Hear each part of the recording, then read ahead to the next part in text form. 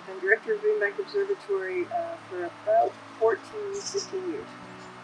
Well, I grew up in West Virginia. I grew up just outside of Charleston.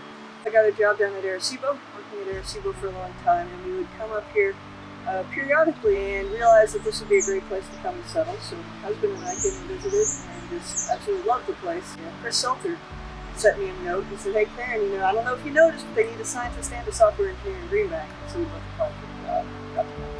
I first came to Green Bank in January 2002, and I came on as a staff scientist. And from there, I became the first program manager actually in Green Bank Observatory, and then moved from there to interim site director. Time has flowed incredibly fast. Within a couple of years of moving here, we had our first kid. 2 kids.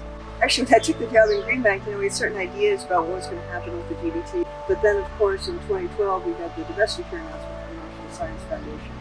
And so that caused us to have to think pretty hard about the GBT's future. How do we take what's an absolutely fantastic telescope in an era where the NSF astronomy funding just isn't where it needs to be to support us? It's again about defining the future, but in a much more positive way. We feel very secure in having it. We just have to make sure that we get to do the best science we possibly can. It's incredibly important to make sure that other people know what you're doing.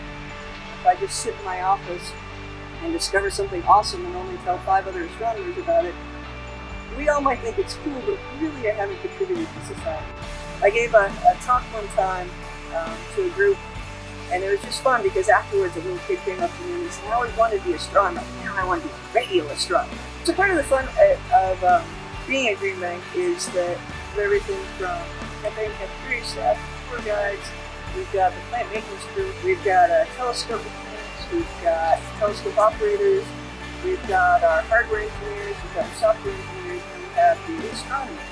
So it's a huge mixture of folks that all need to work together to make this happen. The best thing about the job is the staff. I always say it, but it's excellent.